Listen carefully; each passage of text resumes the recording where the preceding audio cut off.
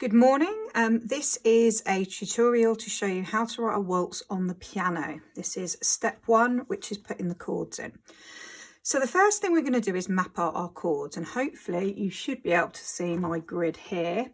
And I'm going to choose the kind of an easy option to start with, and then you can transfer it to a more interesting key if you would like to. So I'm going to write in C major. So if I just put C major at the top there, okay, no sharps or flats, fairly straightforward. So I'm going to start on C. Okay, here I've got a phrase ending, here I've got a phrase ending, hoping you're going to be able to see that. So we want some sort of cadence here and some sort of cadence here. So to start with, I'm going to look at the end of my 8 bars and I'm going to put in a G there. Why am I putting a G in? I hope you're all answering, because that makes an imperfect cadence at the end so that we can then start again. That allows me to repeat it. Now, if I've got a G here, which is chord 5, then what chord am I going to need here? Okay, to make a perfect cadence, to make an imperfect cadence, sorry. Now, you could have 1 to 5 here, that would do. 2 to 5 would do. 4 to 5 would do. So it's anything to 5, an imperfect cadence. So what we're going to do is I'm going to go for something slightly odd, 4 to 5. If I show you, sounds fine. What about this? I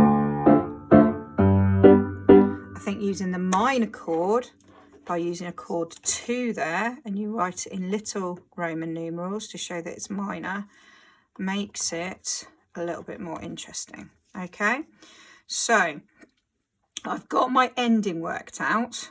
So now I'm going to have a look at this point, and I think I'm going to put a G in there again. So I have another imperfect cadence there.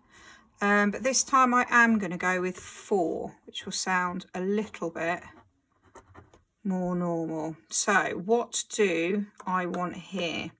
So let's have a play around. So at the moment I've got C, then I've got a gap, then I've got F, and then G. Now I'm already going to start putting these into my waltz rhythm. So the waltz rhythm, I'll do it in 2 hands to start with, and then I'll show you how you can do it in 1 hand. So I'm putting the in my left hand and the cha on the same chord in my right. So if I'm playing a C, I'm doing C, E, G in the right hand. If I'm doing an F, I'm putting an F in my left hand and an F, A, C in the right hand. I'm using them all in root position at the moment. You don't have to if you're a keyboard player and you want to do it like this. I actually think there's something quite nice about that, about not having the G at the top, having the G at the bottom. So I'm going to put a G in there to start with. So that's going to sound like this.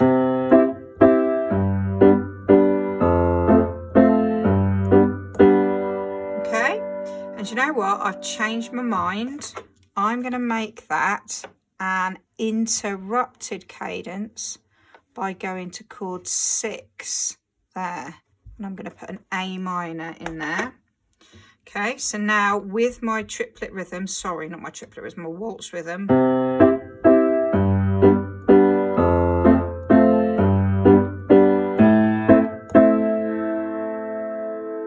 And then might go to F, D, G. Okay, now quite like that. So I'm going to put F in there. So if we finish doing our chords, then F in C major is chord 4, A minor is chord 6, which of course creates that interrupted cadence.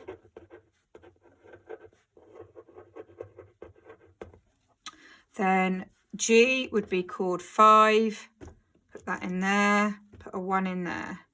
So if you wanted to put this in a different key, for example, you want to put it in D major or E major, you can follow the chords above rather than these. This fixes it in C. This can be transferred to any key. So we have got an imperfect cadence at the end there. The last thing I want to do is, in this video anyway, is now look at the harmonic rhythm. We've got your 8 chords, but one of the features of waltz is a slow harmonic rhythm. So we now put 4 on each.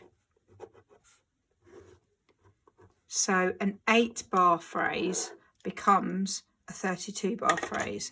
So originally it would sound like this, which does work.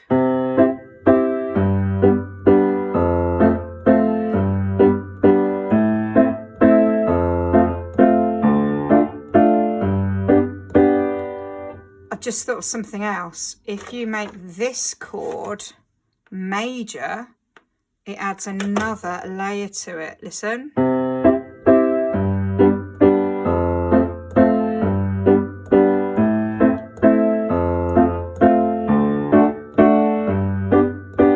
I really like that. I'm going to change my D minor to a D major, and then that becomes a 2 like that in capitals.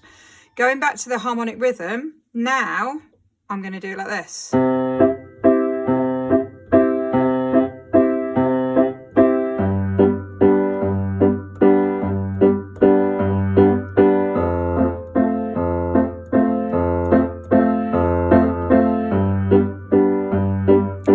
Start developing the bass line. So I'm putting extra notes in now.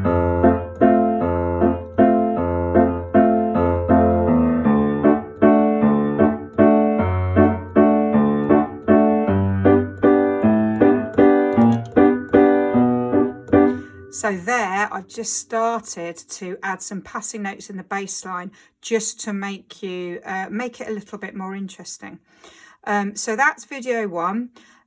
Before you go on, I want you to have got that far, either with your C major, your chord sequence with 1 per bar, and remember you can do that, or your chord sequence with 4 per bar. So your task, if you're doing it on the piano, is to watch this video and then recreate it with your own chords.